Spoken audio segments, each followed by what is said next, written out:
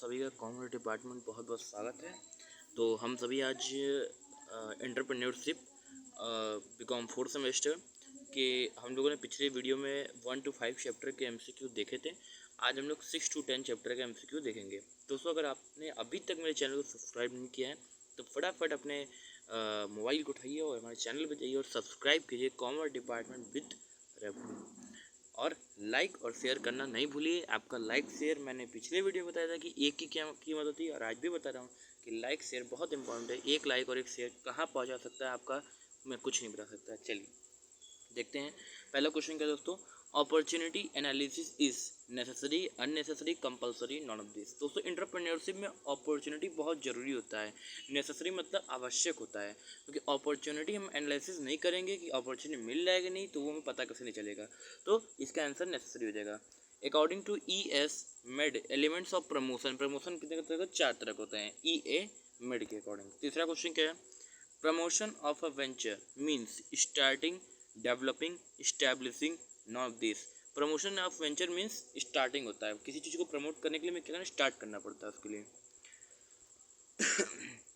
Financial analysis indicates plant technology, size of the plant, return on investment, scope of market. Financial में हम लोग क्या करते हैं, एनालिस करते हैं कि हम कोई चीज़ पैसा लगा रहे हैं तो उसका रिटर्न ऑन इन्वेस्टमेंट कितना मिले। जैसे कि हमने एंटरप्रेन्योरशिप ने कोई बिजनेस शुरू किया और उसमें क्या 10,000 रुपये लगाया, तो अब हम ये देखेंगे फाइनेंशियल एनालिसिस करके हमें ये पता चल जाएगा कि हमें अब उसका रिटर्न कितना मिलेगा। तो उसका रिटर्न हो सकता है 12 मिल सकता है, हो सकता है 15 मिल सकता है, ठीक है ना। तो इसका सही आंसर रिटर्न ऑन इन्वेस्टमेंट हो जाएगा। Fifth question, market and demand analysis indicates financial strength, technical strength, market strength and weakness, और अवेलेबिलिटी ऑफ रिसोर्स। दोस्तों, मार्केट एंड डिमांड एनालिसिस हमें मार्केट स्ट्रेंथ और वीकनेस के बारे में बताता है। मार्केट जो होता है हमें मार्केट स्ट्रेंथ में बताता है, और डिमांड क्या है, वीकनेस बताता है कि कहाँ हमारी वीकनेस है जिससे हमारी डिमांड में क्या है, कमी रह गई, ठीक है। फिर अगला क्या है, technical analysis indicates. Technical analysis technical feasibility को बताता है कि हमारी टेक्निकल में क्या क्या जरूरतें होंगी। In opportunity analysis importance is given to all of this, demand and market analysis, financial analysis, technical. Opportunity में सब आए, क्योंकि अपॉर्चुनिटी में सिर्फ हम सिर्फ पैसे को देखेंगे, पैसा देखेंगे, डिमांड देखेंगे, टेक्निकल देखेंगे, हर एक चीज़ को देखते हुए देखना कि अपॉर्चुनिटी मिल सकता है कि नहीं, तो ऑल ऑफ दिस। और मार्केट एनालिसिस इंडिकेट करता है मार्केट एरिया को। चलिए अगले क्वेश्चन देखते हैं। फिर क्या है, project is not concern with innovation, vision, risk, creativity. जो प्रोजेक्ट होता है वो कंसर्न नहीं कर सकता है क्रिएटिविटी के साथ, ठीक है ना। प्रोजेक्ट में इनोवेशन हो सकता है, विजन हो सकता है, रिस्क हो सकता है, लेकिन क्रिएटिविटी नहीं होती, क्योंकि हम लोग कोई वहाँ पे एक्टिविटी नहीं कर रहे हैं, वहाँ पे अपने एंटरप्रेन्योरियल प्रोजेक्ट को शुरू कर रहे हैं। तो वहाँ इनोवेशन हो सकता है, विजन मतलब फ्यूचर अच्छा हो सकता है, रिस्क हो सकता है। तो इसमें से जो नहीं होगा वो क्या हो जाए, creativity.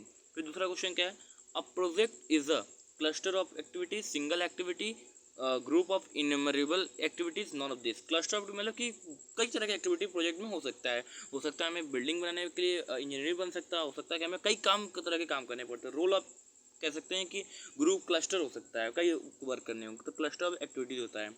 Project management is not concern with, project management किसके साथ कंसर्न नहीं करता है, तो इसका आंसर हो जाएगा डिसेंट्रलाइज पॉलिसी। हमेशा प्रोजेक्ट मैनेजमेंट हमेशा क्या करता है, सेंट्रलाइज्ड पे काम करता है, केंद्रित, मतलब इसमें कोई एक ही आदमी ऑर्डर देगा, 10 लोग ऑर्डर देंगे तो हमारा क्या है, इंटरप्रेन्योरियल काम नहीं हो सकता है, ठीक है। तो डिसेंट्रलाइज पे काम नहीं करता है, ध्यान रखिएगा। Project life cycle is not concern establishment as, इसमें प्री इन्वेस्टमेंट हो सकता है, कंस्ट्रक्शन एज हो सकता है, और नॉर्मलाइजेशन स्टेज हो सकता है, लेकिन स्टेबलिशमेंट एज नहीं हो सकता है, ठीक है ना। इसको स्थापित नहीं किया, इसको शुरू किया जाता है, ठीक है ना, इनोवेशन करके, कुछ भी करके। मॉडर्नाइजेशन इम्प्रूव्स कैपेसिटी, मॉडर्नाइजेशन क्या करता है, मॉडर्न तरीके से हम लोग काम करें तो हमारी कैपेसिटी को इम्प्रूव करता है।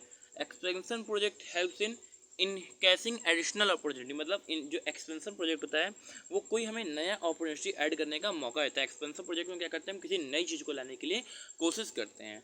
फिर क्या है, project identification deals with, project identification क्या करता है, viable product idea. Identification project हमें क्या करता है, एक तरीका देता है कि हम किस चीज़ के प्रोडक्ट के ऊपर काम करके हम नया कुछ कर सकते हैं। फिर क्या है, lack of standardisation of the equipment is due to external constraint. देखिए यहाँ पर इक्विपमेंट दो है, एक एक्सटर्नल है, एक इंटरनल है, तो लैक ऑफ स्टैंडर्डाइजेशन क्या है, एक्सटर्नल में आएगा, ठीक है ना। इंटरनल में क्या है, उसके इंटरनल चीज़ आ जाएंगी। Following is not concern with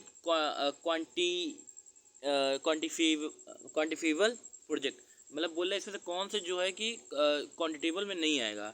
power generation हम क्वांटिटी में गिन सकते हैं। मिनरल प्रोडक्शन, इसको भी हम गिन सकते हैं। वाटर सप्लाई गिन सकते हैं। क्या फैमिली वेलफेयर, परिवार को आप गिन सकते हैं? नहीं गिन सकते हैं, ठीक है ना। तो यहाँ पे फैमिली वेलफेयर आंसर हो जाएगा। Factor intensity oriented projects are capital invested project, labour intensive project, technology oriented project, both A and B. Both है, फैक्टर में क्या है, कैपिटल भी आता है, लेबर भी आता है, तीसरा नहीं आएगा, ठीक है ना। चलिए अगला चैप्टर देखते हैं। फिर क्या है, प्रोजेक्ट फॉर्मुलेशन रिलेट्स टू, जो प्रोजेक्ट फॉर्मुलेशन वो second stage of project cycle है। प्रोजेक्ट साइकिल का सेकंड जो स्टेज है हमारा प्रोजेक्ट फॉर्मुलेशन है, ठीक है ना।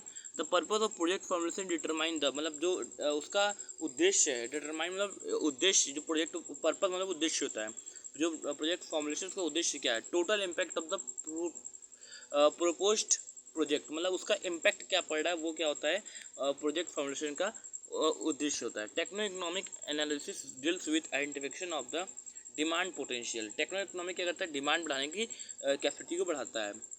Input analysis relates with, input analysis क्या करता है, रिसोर्स रिक्वायरमेंट करता है। इनपुट एनालिसिस हमें क्या करता है, रिलेट्स किससे करता है, रिसोर्स, क्या क्या हमें रिक्वायरमेंट रिसोर्स की, ठीक है, ये बताता है भाई। हमें कोई बिजनेस शुरू करना है तो उसके इनपुट में देखेंगे ना कि अगर हमें कोई मिठाई बनानी है तो मिठाई में क्या क्या लगेगा, खोआ, दूध, चीनी, तो ये इनपुट से उसके आ जाएगा ना। आउटपुट तो हमें जो निकलेगा वो आउटपुट होगा हमारे लिए, ठीक है ना। Project design defines micro activities of the project. Project design क्या है, micro activity of the project है, ठीक है ना। Feasibility studies defined as a formal investigation of profitable operation. Feasibility क्या करता है, फॉर्मल इन्वेस्टिगेशन करता है। डीपीआर, इसका detail project plan, detail project, ये कुछ ऐसे रिकन्स्ट्रक्शन है करके है, ये किसके ऊपर काम करता है, एक्शन प्लान के ऊपर। जो हमारा एक्शन प्लान होता है उस पर एक्शन करता है। The following is not a critical issue, इसमें कौन सा क्रिटिकल इशू नहीं है, टेक्नोलॉजी, क्योंकि तुम क्रिएट नहीं कर सकते, अपने आप खराब हो सकता है। Capacity to fall back is, जो capacity of fall back is क्या है, capacity to have alternative strategy. Core competency is related with intrinsic value addition, ठीक है ना। चलिए अगला क्वेश्चन देखते हैं। Project appraisal is an profitability analysis. Project appraisal क्या है, प्रॉफिटेबिलिटी एनालिसिस है। Gestation period is concern with implementation period, मतलब हमें क्या शुरुआत करना है। Payback period deals with period required for cost of investment. जो पेबैक मेथड है ये बताता है, रिक्वायर्ड बताता है कितना हमें cost of investment money recover करनी है, ठीक है। NPV, इसका फॉर्मूला फुल फॉर्म देख लीजिएगा, इंपॉर्टेंट है, इससे ध्यान में नहीं आ रहा है।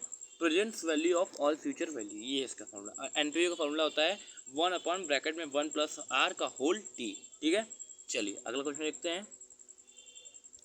The shareholders of the company are owner, ये तो पता होगा आपको, जो शेयर होल्डर्स होते हैं कंपनी क्या होते हैं, ऑनर होते हैं। Debenture holder of a company is creditor होते हैं, ठीक है ना।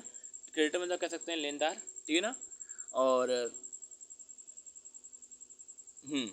Dividend to be paid on share is optional. Dividend क्या होता है, शेयर पे पेड करना ऑप्शनल होता है, ठीक है।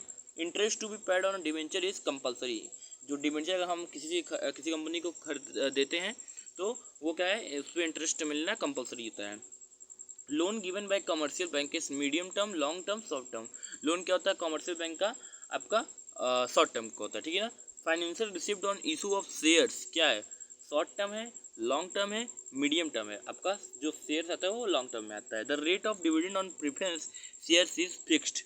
Type of shares, two equity shares और आपका ये क्या बोलते हैं, preference share. The risk in preference share is minimum, उसमें क्या होता है हमारा जो अमाउंट ऑफ इंटरेस्ट फिक्स होता है और वो पैसा कहीं जाएगा नहीं, उसमें क्या है रिस्क का बहुत कम होता है। The degree of risk is common share is maximum share, जो रिस्क होता है वो इक्विटी शेयर में होता है, कभी भी बढ़ सकता है कभी भी घट सकता है। दोस्तों ये 5 चैप्टर का मैंने आपको पढ़ा दिया, इसको आप देख लीजिए, समझ लीजिए। अभी हम क्या है, जो भी मैं पूरा एक बुक खत्म करने के बाद फिर से शुरू करूँगा रिवाइज टेबल, और उसमें क्या है जो क्वेश्चन उसको मैं अच्छे से और ज़्यादा एक्सप्लेन करूँगा। चीज़ वही रहेंगी लेकिन चीज़ें क्या, कॉन्सेप्ट विद क्लियर। अभी मैं फटाफट क्विक रिवीजन कर रहा हूँ, उसके बाद मैं क्या है एक चीज़ पे आपको डीपली एक अच्छे एक पर क्वेश्चन में 2-3 मिनट आपको देकर समझाऊंगा। अगर वीडियो आपको अच्छा लग रहा हो तो लाइक करके, सब्सक्राइब कर कमेंट करके जाइएगा कि नाइस, वेरी गुड, वॉटेवर आपको अच्छा लगे, जो समझ में आए वो आप लिख के जाना। मुझसे तो मेरे को नहीं, लेकिन कमेंट कर दोगे ज़्यादा अच्छा रहेगा, एक मोटिवेशन मिलता है आपके जरिए। तो आज के लिए इतनी करते हैं, आप सभी को मेरा जय हिंद, जय भारत।